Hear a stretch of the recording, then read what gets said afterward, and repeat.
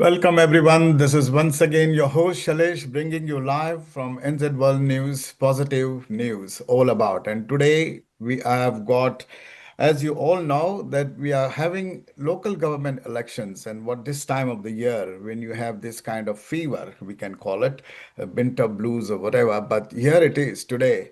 I'm bringing you some of the amazing humans who are here to serve our nation. And one of the persons that I know and that has been in the politics or in the community, because local government is all about ground root communities and all in touch with the people. So we are going to invite today Julie Fairey, who is the Albert Eden Puketepapa Board Ward counselor for a few years now. But her political career goes quite a long time back. And as a child, as a person who always wanted to create some impact in the communities. So I welcome Julie Ferry on this occasion to give us a beautiful insights about her journey and also what she is going to bring after the so many things that has happened in our country, particularly with the climate change and the education system that we all are known for as a nation. So, Julie, welcome to you on this first podcast show that I want to throw some lights on your career, on your life, and what is in it for you this year and why it's so important. We are on that position as a nation and as a community that you can bring something to this community. So, welcome. Kia ora. Wanda, thank you. Thanks very much for having me. Yes. So let's start about your career starts, I guess, 2 decades before. And also when you were as a child or as a young teen, you were very passionate about education. You were very passionate about transport, road safety, and all those things. And you have been advocating for it. So give us some insights about your journey, why you are here, what's really made you, what triggers you every day to serve this community. Thank you.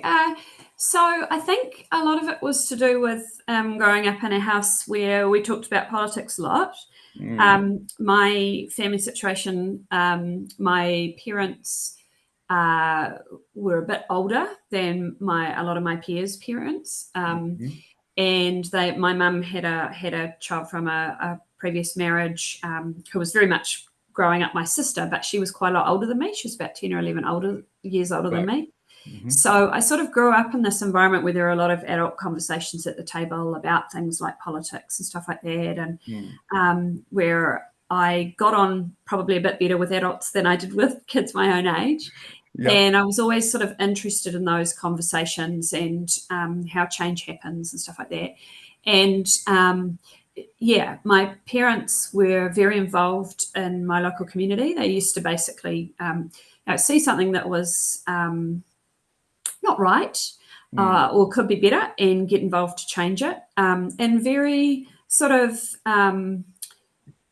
backroom kind of way, not like dodgy ways, but in ways Mm. that was sort of behind the scenes. So, for example, the intersection near the primary school I went to in Glenfield Mm. didn't have traffic lights, and Mum saw that it was dangerous for the kids crossing, and so she got together with other parents and lobbied the council.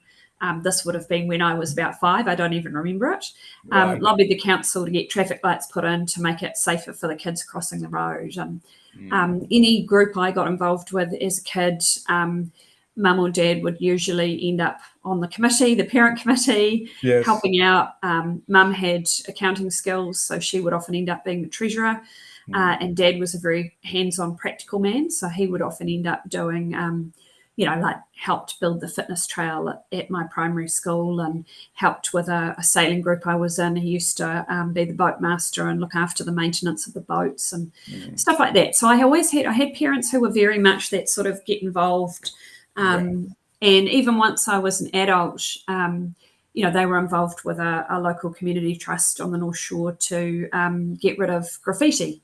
Mm. So taking around people who'd been caught doing graffiti, and part of their sentence was that they had to help paint over the graffiti and things like that. So from a very young age, I sort of I guess, got that message that you Yeah. see something and you help to change it. And yeah, So and as I you, say, they talked about they talked about politics at a national level a lot too.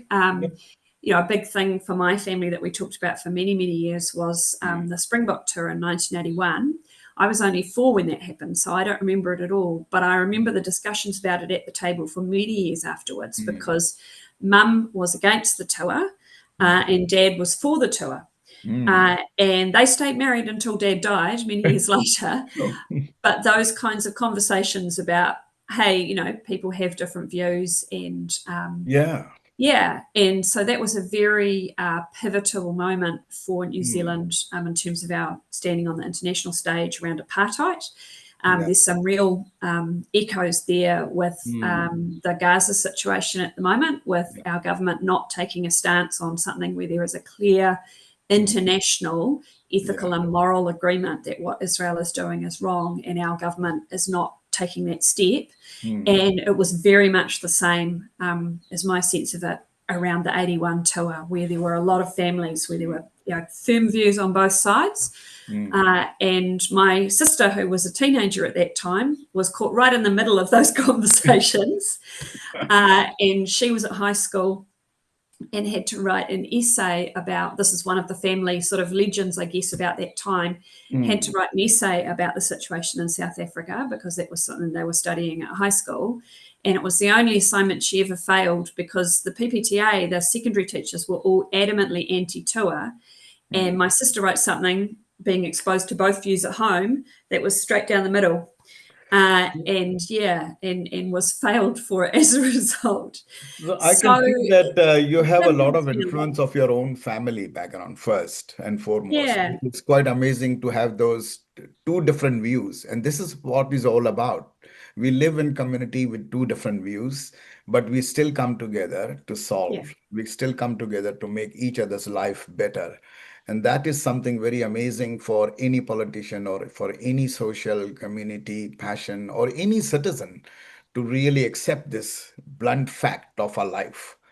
yeah, So, coming back to you talked about internet, you touched on the international, what is going on. We'll come to that later. What I want to sure. ask you with this, the role that you have played all this time since last 2 decades, and you have been a counselor, you have been, a local government representative, you have always raised your voice and concerns to make better and better. What do you see in today's where you are at the moment with Puketepapa, Albert Eden Puketepapa board, Yep, that ward is, which has got too many dynamics in the recent years, and particularly the last year what we saw, and particularly after COVID, we can say that there's a yeah, lot of changes happening, a lot of different views happening, a lot of yep, different concepts. How do you see that today that you want to make some differences or some shape up some conversation started or even create certain things that will be better because we saw so much disruptions, yeah, particularly with the floods, with the climate change. And I think you are a strong advocate for that as well, which I've seen in your career. And that is the main thing that affects the small businesses and every single citizen who are living in any area, in any suburb. But particularly talking about us in Puketepapa, your area, what's your view that you are going to bring as a counselor that you want to keep doing? Whether you are a counselor, it's a title, but then you are still, the work is same, basically, whether yeah, yeah, as a title or not. How yep. do you see you can make some changes that are required? What are the one or two things that you highlight? Can you highlight one or two things that really stands out for you in Yeah, I think one of the really key things for me in the way that I've approached the role, because I've been Mm, doing the regional role for 3 years, but prior to that, I was on the local board for 12, right? is that role of sharing information with the community Mm, about what is happening, why it is happening, what mm, their opportunity is to make change and give input, mm. so that we actually have these conversations in a more productive and a constructive way. That's right. It's been something that so with the flooding, so January 2023, what was, I wouldn't say it's unique because unfortunately it will probably happen again. Mm. but it was sort of a confluence of different factors that made it particularly bad. We're going to have, and we already had at Easter, another incident like that, not as bad and not as widespread, but and I think those kinds of incidents like we had in Easter this year are going to happen more often, and we know that really because of the weather, right? And the climate is changing. But what I experienced through that was a lot of people were angry, Mm. which is understandable. They were frustrated.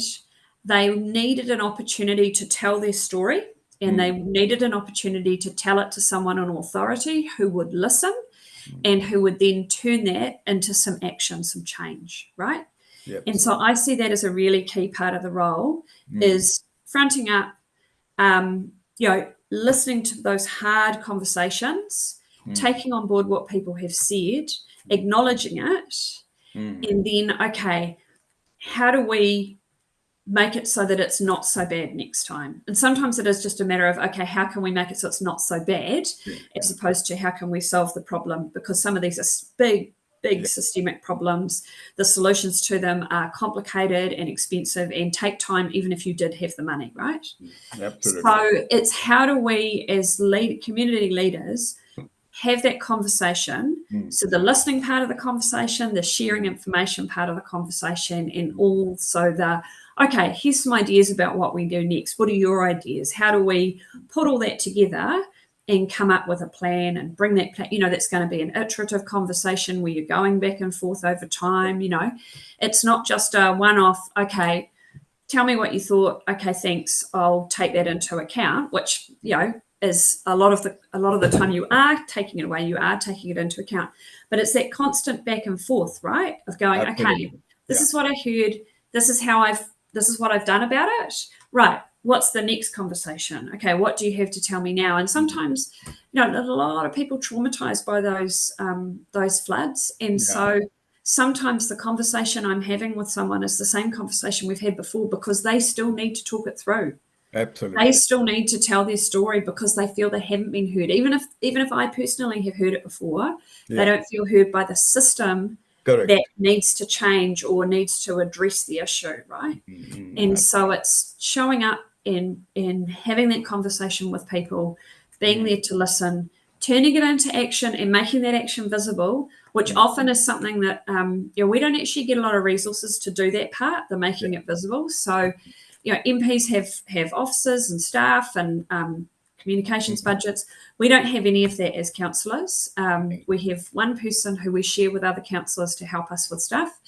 Um, and my person, Michaela, is amazing. Mm. But she doesn't do my social media. She doesn't do, recently I've been producing lots of maps for people about Mm. what the plan changes meant, particularly around flooding and things like that. Yeah. Yeah. I produced all of that myself. Right. And so, that and so the next part of the conversation around the flooding stuff Mm. is there's so many different aspects to it. And I'm sure that I'm forgetting some when I go back to people and go, okay, X, Y, Z, or someone's dropped off my list, or someone asked me a question on social media and I've forgotten which group Yeah. that was in. That Yeah. happened today. Yeah. Someone tagged me going, hey, I haven't had an answer. And I'm like, oh, I'm so glad you did that because I'd lost track of which group you were in. And I knew I hadn't answered you, but I couldn't remember when you'd asked the question. But it's So, so important. Yeah, I'm sorry. It's so important what you mentioned just now because that's where probably those communities who are think they are unheard or who think they have not been heard enough or not been engaged enough. You do behind the scene. You guys do, the counselors, the community leaders do a lot of work behind the scene. But how to communicate that and go back yeah, into the community is quite a challenge. And people yeah, think you are not doing enough or doing too little. But actually, there's a lot of things, but it's just the communication relying is there. yeah, So based on that, I want to come to this very critical question that you have held positions, you have held as a chair of the local board as well. yeah, And the challenge is like, you continuously, every situation, every circumstance keep changing, no matter whether you are in that role or not. And you have to deal with that. yeah, So, what do you think in your experience that now, after taking some of the roles as a chair and then again counselor and every go backwards and forwards, but the next chair and the next chair who comes, your hard work, how well it is documented, but how well it is presented to the next chair and the next, so that Yeah. this gap is not there. What do you Yeah. think can be done more in this regard? So I think, I mean, this has been one of the big things for me since I was elected to local government in Mm. 2010.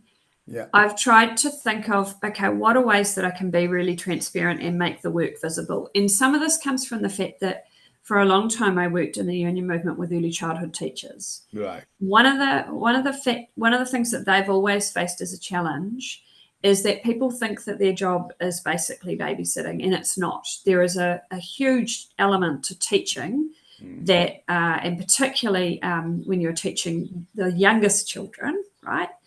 That it's really hard to make visible. Mm. And so they have, as a sector, over the years, developed ways to make the work that they're doing and the learning that the children are doing visible, right? So that's where stuff like learning stories and portfolios and Yeah. Te Whariki, their curriculum, and all that kind of stuff comes from. And Yeah. so I had that experience of working with them for some years when I came into my first local government role, and I thought to myself, how do I make my work visible? Mm. Partly as an accountability exercise, Mm. so that Mhm. the community can go, oh, she's doing stuff or she's not doing stuff, or too Yeah. much on this, not enough on that. Right? They can give me feedback because they can see what I'm doing, but also as a way of showing people this is what the role is, not just what I'm doing, Mm. but this is what you should expect from anybody doing this Anybody. role, Yeah. right? That's right. And so that's something I've focused on so for example, I do counsellor clinics across the ward. So I have done over 50 now over the 3 years, Mm. where I'll say, okay, I'm going to be at the library for 2 hours, come and have a chat. Now, it might be sometimes no one turns up and I get to check to clear my emails a bit, right? Mm. Other times I have a queue. That's fine. The main thing is for people to know, actually, this is something you can ask of and expect of your counsellor. It will look different in different communities. Okay. So Joe Bartley, for example, is at Mm. every community event, right? Mm. She is very visible. People know her well. They come up to her at the supermarket. Okay. That's what works for her community. She does do clinics, but she doesn't necessarily have to, Yeah. because she's accessible in that everyday sense. I'm less accessible like that. I spend a lot of time on a computer or in a Mm. meeting or whatever. I'm not out and about as much as she is. So Mm. for me, having those dedicated times that make me do it, and also, the community know, oh, okay, there she is, Mm. that's something that works for me. So it will look different for different councillors in different communities. But how do we make ourselves accessible and thus accountable, as Mm. well as accessible in a way that, actually people can use us? We're a resource too. Yeah. Yeah. So that's been a real focus for me right from the start. And I've been really challenged the last few months. I've had a broken leg. I've been largely Mm. housebound because of my Yeah. health. And I've been like, oh, how do I do this if I can't go and do a clinic at the library? How do Mm. I do this if I'm not healthy enough Mm. to write my monthly reports and stuff like that? And Mm. so I've sort of been trying to be more present through social media for people to access me that way Absolutely. and Yeah. things. But I have had to take a little step back, and I found that really challenging because people are going, well, where have you been for the last couple of months? And it's like, Mm. yeah, how do I make that visible? I have been doing some Mm. work, not as much Yeah. as I was because I haven't Yeah. been well enough. Mm. But yeah, so it is a constant thing of how do we set expectations for the role, Yeah. that show people, hey, it might look different. They may not do it the exact way I do it. That's Mm. okay. Mm. But you should expect Mm. some level of transparency from your elected members. Absolutely. And I think what would be really helpful Yeah. is actually a little bit more staff support Mm. for councillors. Local boards actually get quite a lot of staff support, Mm. which I think is good. I don't think they should have any less. They're about to need a whole lot more because they're going to get a whole lot more power in terms of transport stuff. Mm. Um, but so each local board has a comms advisor that they share with another local board who helps them on communications and engagement stuff. One of the things I set up when we were on the local board was a monthly community forum. Yeah. And it's sad to see that hasn't been continued by the current local board. Yeah. Something I did some years back before the lockdowns was we actually started doing an information sheet about each board meeting. So it would be on the chair of people, people came to watch, and it would be on the chair of it going, okay, this is what you're watching. These are your opportunities to actually say something, which is basically in a local board meeting, pretty much nil. And these are the Yeah. key things that are being discussed today. This is what you can expect. Yeah. And that's something, if I chair a committee next term for council, if I'm re-elected, I would really like to do that. I would like there to be, from the committee I chair, if I chair one, every time afterwards, there's a little rundown that comes out of, okay, this is what we decided. The Auckland Transport Board do that. Yeah. Yeah.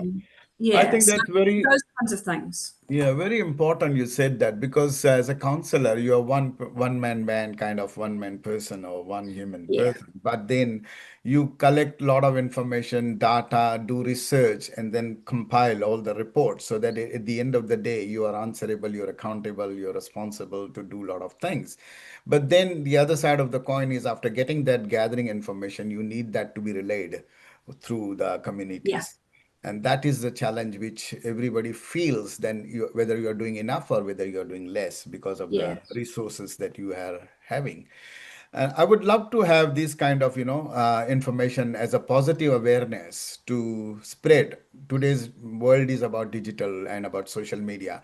But what we see is social media is more about blaming game and against conflicting information rather than positive information that people has yeah. been doing behind the scene to come out in the public. So that I'm really mindful of that, and it's really good that you brought up this, that it's very important for any counselor or any this. So coming to this now, with this, you have seen some of the challenges that you can face as a counselor or as a chair of the counselor board. What do you think now, from your perspective, if you are elected, that the first thing, or what are the three key things that you would like to see immediately being implemented rather than just talked about? Because with your background of wealth of experience and practical and theoretical, what do you think needs to happen with the dynamics that we are facing today in the community, particularly? What are the three things that you would, once you get elected, either as a chair or as a councillor, what do you think the three things that you want to do? I think the first challenge we face is we're going to notify this new plan change that changes Mm-hmm. the land rules for most of suburban Auckland. Mm. And that will happen not long after the election. And so one of the priorities for me is going to be, right, how do we make sure that the council information that is provided is really accessible to people and user friendly so that Mm-hmm. they can understand it and so that they can make submissions effectively, right? Right. So they can say, I like this bit, I don't like that bit, this bit needs to Mm. change, whatever, so that they can have a voice in that process. And so that's going to Absolutely. be for me probably the number one priority, hitting the ground Mm. after the election, Mm-hmm. assuming I'm back again. And then how do I personally, so that's council doing its job of here's the information, and Mm. then my role is going to be, okay, how do I grab that information for my community and spread that and make that as easy as possible for people to access and to make submissions. So that's probably number one. Number two is I've done a lot of work on Facebook in the last 3 years, and I feel like I've got a pretty good handle on Facebook. But I haven't really done a lot, and Mm. there's a lot of the community that don't engage with Facebook, and Correct. I want to next term get a lot better at being more available on other forms of social media where other communities are, but also more generally the media. And so Mm. for me, I'm going to be coming up with a little bit of a strategy of, okay, I've Mm. hit my mark on Facebook. I have my monthly summaries, my weekly updates, and my official report, and blah blah blah. I do all these things. Mm. What does that look like in other contexts? Mm. How can I create that in ways that are useful and connect for other parts of my community? So that's the second thing, and some of that will be about that plan change stuff in the first Mm-hmm. instance. And then I think the third thing is going to be how do the new group of councillors around the table plus the mayor, Mm. how do we address some of the dynamics that have made this term hard Mm. around people sharing misinformation, Yeah. about some of the relationships at the table not being good, and so Yes. yelling and Mm. harassment and stuff like that. How Mm. do we reset for the new term and go, Mm-hmm. okay, we're not going to behave like that this time. Mm. It has actually mostly, certainly the mayor's behaviour in particular, has Mm. improved throughout the term. Some people have got worse. The mayor has Mm. not. He has Mm. definitely improved, and I've appreciated that and told him that. Mm. But you do have an election where it is a competition of ideas. And Mm. then after the election, it's not like Parliament where you have an opposition and a government, right? Yeah. Most of the time, everybody's kind of working together to a certain extent. Yeah. There's opportunities to cooperate and collaborate, Mm. which is Mm. not the same in central government. Correct. So I'll be looking to think, okay, who's someone I disagree with? Mm. And how can I find something that we can work together on, and encouraging my colleagues to do the Mm-hmm. same, because and I think probably the person I must disagree with the most at the table is probably Mike Lee, and he may well feel the same. Mm-hmm. Recently, earlier this year, I actually approached him about the Gaza issue. Sorry to bring it up Mm. again. Um, Mm. and because I knew that we agreed on that, and I said, look, I'm putting together an open letter from elected members calling for ceasefire. Will Mm. you sign this? And he said yes. And Mm. so that for me is an opportunity, for us to again, Mm. okay, here's something we could work together on, right? Yeah. Mm. Absolutely. So Absolutely. yeah, so that's probably the three things, is that Since, in the yeah, short term, that focus on, okay, let's get that plan change information out there and the accessible to the social. community. How do I come up with a bit of a strategy about, okay, how am I going to communicate better this Mm. term? And Yeah. then how do we reset the dynamic at the council table? Because there'll Mm. be some people gone and some new faces and Yeah. stuff like that. Yeah. So we can work better together. Since you brought up mayor's topic, I wanted to ask, like, where were the new mayor? We saw when the floods actually happened and when the climate change happened during the first term of this mayor, Yep, who was blamed or who was raised questions about the decision making, early decision or fast decision making to avoid a yep, lot of casualties.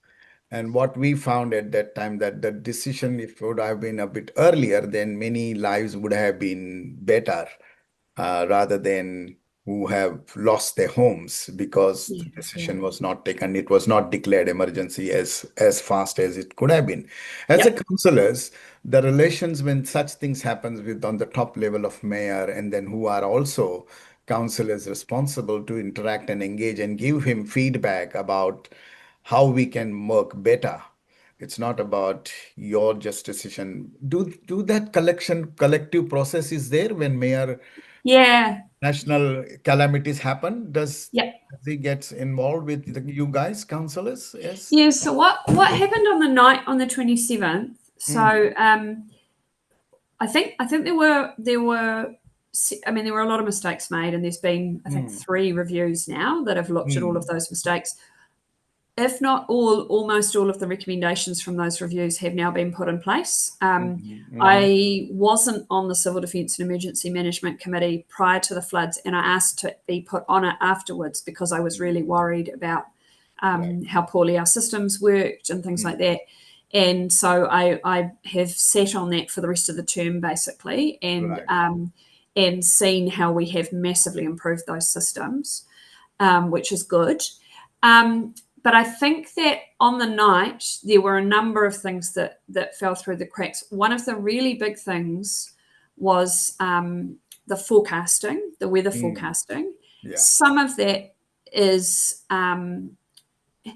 so we have to, if I remember correctly, we have to wait until the official forecaster says that there's a problem before we can seek a state of emergency or whatever. Right? There's certain things that are only triggered when the official forecaster says this Mm. is how much rain or whatever's coming. Right?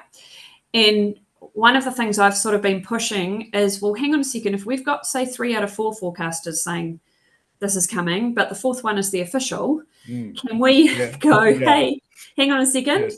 Mm-hmm. Yeah, so that's something I want to get to the bottom of, because certainly that didn't happen on the night. And one of the things that I remember really acutely was all the people who went to the Elton John concert, Mm. right? So Yeah. we had thousands of people moving across the city to get to Go Media Mount Smart Stadium in Penrose, right, Mount Yeah. Wellington. Mm-hmm. And people had come from all over the city. They got there Mm. through the rain. The concert was cancelled. Then they had to travel back again through the Mm. rain. Mm. That was a particular, that could have been stopped.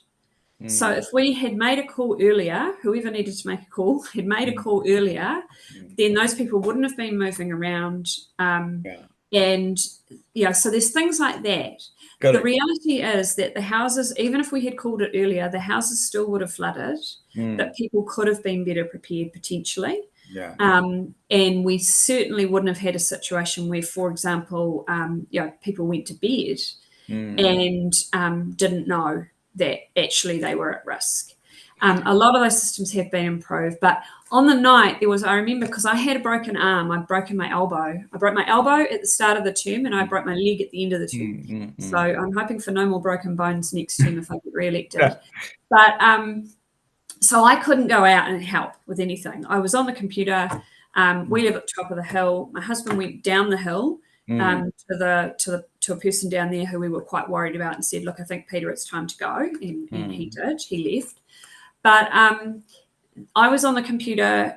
We were all, a bunch of us were all emailing the mayor's office and the emergency management people going, "Hey, we need a state of emergency now." Mm. And the problem was that we didn't have this forecast call yet. Mm. Mm. And also, when we did, there was sort of this, okay, what is the process here? How do we do this? People forget it was the Friday of a long weekend, and Yeah. so a lot of staff had taken, had left early. Not just for us, but Yeah. generally across Overall, the city, general. people had Mm. left early. It was the last holiday weekend of the Mm. summer, so there Mm. were a number of factors at play that meant that was delayed. The fire and emergency people were already at capacity earlier in the evening.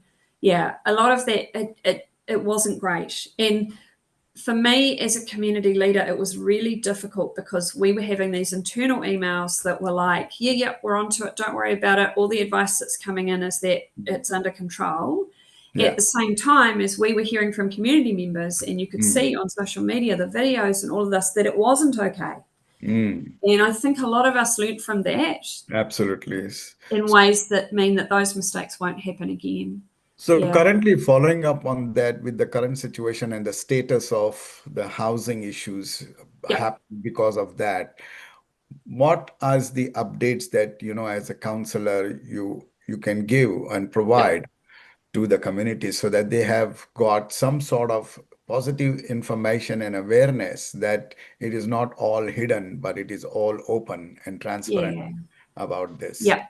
So one of the things that I pushed for in the recovery was for the recovery office to be very open about what they were doing. They weren't trying Mm. to be hidden about it at all. It was just not a focus for their focus was doing the work, not showing the work, right? No, Like I yeah, talked about before. exactly. Yeah, yeah. That difference. And when you're talking about something where the community has been traumatized, when you're talking about something that involves Correct. public money and Correct. elected members, showing that you're doing the work Mm. really matters. And so Absolutely. I pushed for things like them to do webinars and have Mm.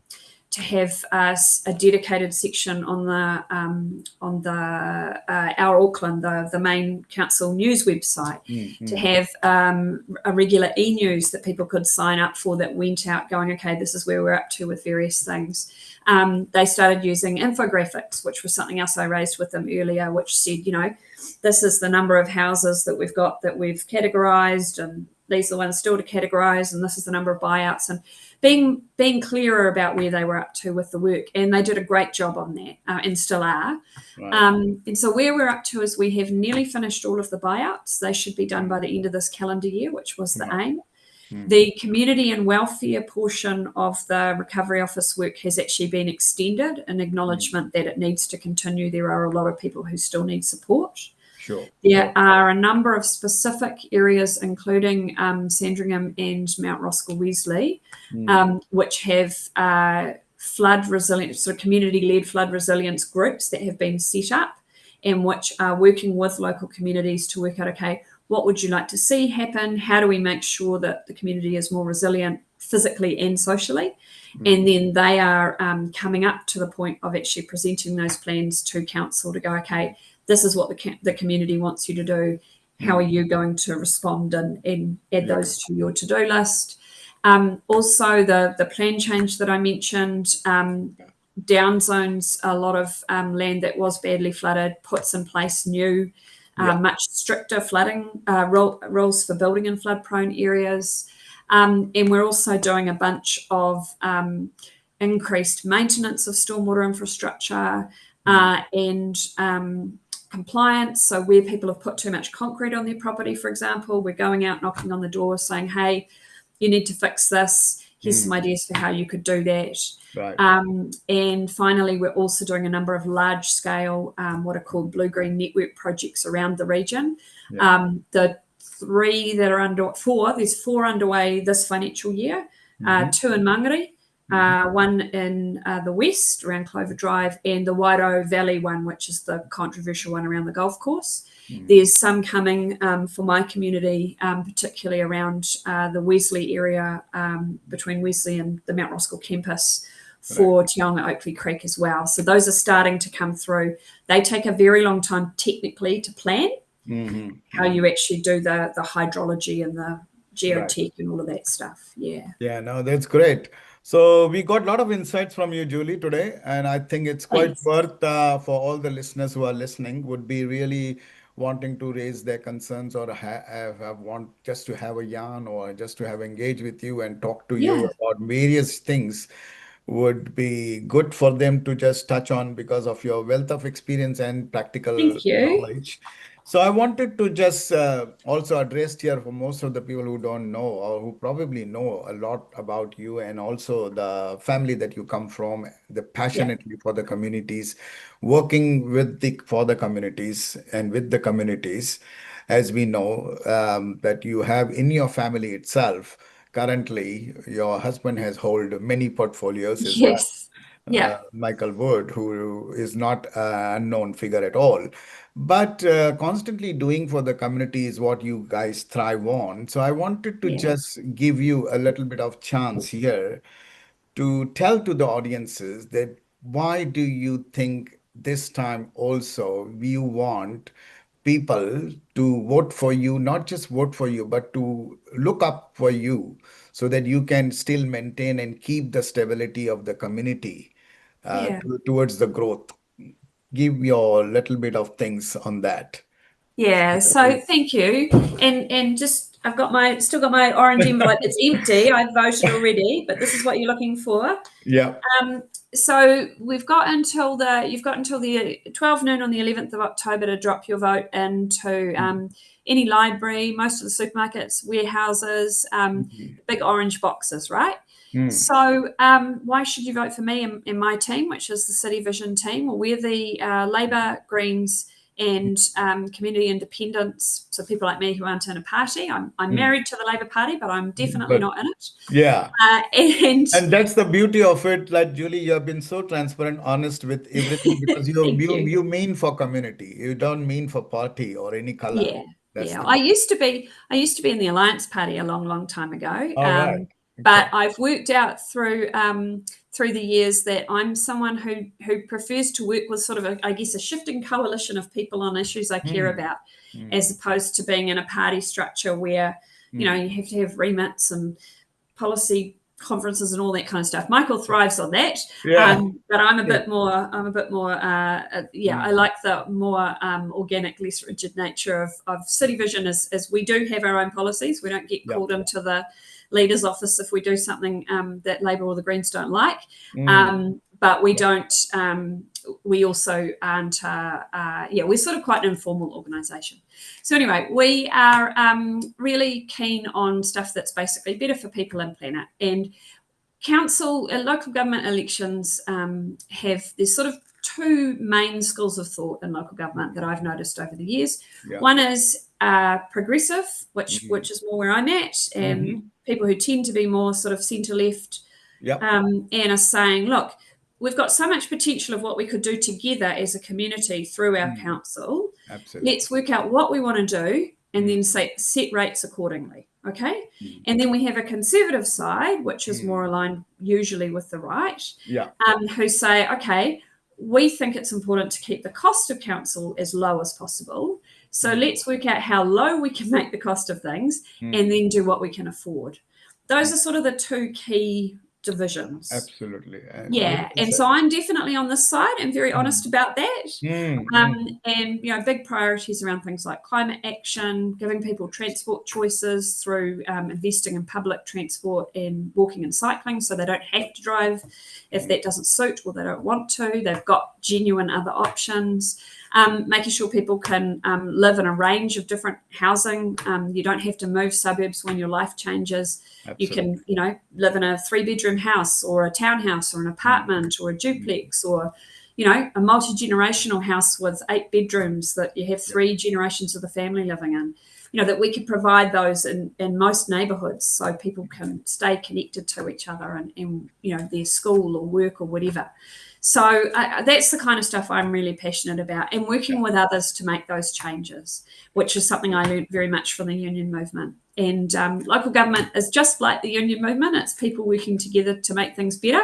It's Correct. just that your focus is on your neighbourhood and your city, Mm. not your workplace and your sector. So yeah, Absolutely. go, Very well said. Very well said, Julie. Thank you so much. And all the no listeners, as you worries. can see, if you really want to vote for not party, but vote for progressive and vote for conservative. And what I understood from this conversation is also, correct me if I'm wrong, conservative works, but then they also fall back on dependency on the traditional and the status quo, whereas Yeah, progressive is yeah, more aligned with the current situation and the current circumstances and the current changes that we face. And yeah. to adopt that, to accept that is really what we need, people. Yeah, it's something I've been juggling with is explaining that progressive conservative in terms of Hmm. progressive is seeing a city that grows and changes and that we need to plan Yeah. for that future city, Hmm. whereas conservative is more let's look at the city as it is now and it has been and be more protective of that. Hmm. Hmm. And there are and I'm trying to not put those in ways that denigrate each other No, no. because those are both valid views. I think this one is better, but I can Hmm. see why other people have come to the conclusion this one is better, and that's So I okay. want to ask you a very challenging last question to All you. right. So that all listeners can understand when we talk about progressive and conservative parties and colors and everything. But here is a one last question. Sometimes there is a saying called, if you don't change, you don't get see change. So you have to change yourself. Yeah. Be Then the only change you you get want change. to see in the Yeah. world. I think Gandhi said that. Yeah, there's one thing. And then the other side of the coin is you don't, fix unless it is broken. Yeah. How do you view these things for you when it comes to implementation of as a counselor or when you want to do Yeah. anything? I think that's really interesting that don't fix it if it's not broken, because I think people have very different experiences of Exactly. how Yeah. something is broken. And Yeah. if you Correct. already have a house, this is a point I made in the debate last week around the plan change. Hmm. There's a lot of discussion about property rights. Well, you have to own property to have property Yeah, rights. that's right. That's right. And increasingly, we are becoming a city of renters. We're becoming a city where Mm. people move away because they can't Yep. afford housing. Now, Hmm. if you've moved away because you can't afford housing, your view is going to be that the housing system is broken. Yep. If you have, like me, been able to, buy a house because we inherited the deposit from my grandfather, Mm. then Mm. you may feel that the housing system works okay. Yep. So, also, I guess addressing that particular approach Mm. is, fundamentally, if we have people living in cars Mm. and on the streets, then Mm. our housing system is broken, right? Yeah, It might not be correct. broken for everybody, but it is. That's a clear measure of brokenness. But Absolutely. also, if you're going to be the change and stuff, Mm. Mm. part of that is trying to fix something before it becomes broken, right? Yeah, yeah, That's the prevention. maintenance. That's the I can Yep. see the cracks. I can see this is no longer fit for purpose or won't be soon. And I mean, an example there would be bowling clubs, which seems like an odd example to use, right? Mm. But we used to have dozens of bowling clubs across Correct. central Auckland. Correct. They have, but times changed. Mm. And now we don't have many because it's not the sport that a lot of people used to play. We have True. other sports that are growing more Mm. and they need more resources. Now, if you were saying, if you were coming from a conservative point of view, then Mm. what is your tipping point of going, hey, we actually have too many bowling courses, bowling clubs now, you Mm. know? Yeah. It's probably going to be later down the track Mm. than if you're taking a progressive point of view, which is looking to Mm. the future and going, hey, we can see that our bowling clubs are shrinking. Let's Mm. actively start them to, encourage them to talk to each other, to amalgamate, because then we can use that land for other things. Bowling club land is notoriously contaminated as well because of the way Mm. they needed to treat the grass. Mm. So, how can we think ahead and think, okay, this bowling club is here now, but in 20 years' time, it might not be. How do we support them to use more an eco friendly way of treating the land so Correct. that in 20 years, when they're not there anymore, we Mm. have more options about what we do next with it?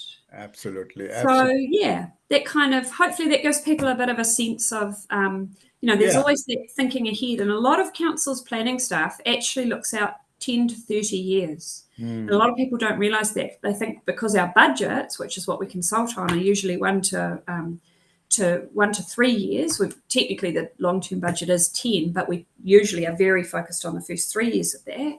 Yeah. People don't realise a lot of our planning actually looks out 10 to 30 years. Mm. And that's what we need to do as a city, and then put in Correct. place in the next 1 to 3 years. Okay, Mm. what are the foundations that get us to there?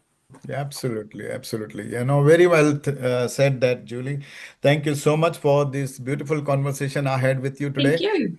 And I think it gives a lot of perspectives and insights to the listeners and make an Hope so. informed decisions about, candidates, about counselors who stand for. But look at their background, look at the passion that they bring along, and they have been here. When you give time to communities, actually, it's one of the most beautiful time that you give to the I get community. a lot out of it. Yeah. And I Don't think forget to this vote. is yeah, so don't forget to vote, list to all listeners. Once again, thank you very much, Julie, for Kia ora. doing this interview with NZ1 News, and all the best for you for your election time. And we would see you back in action. Hope Thank so. you. Kia Thank ora. you very much. Kia ora. Thank you.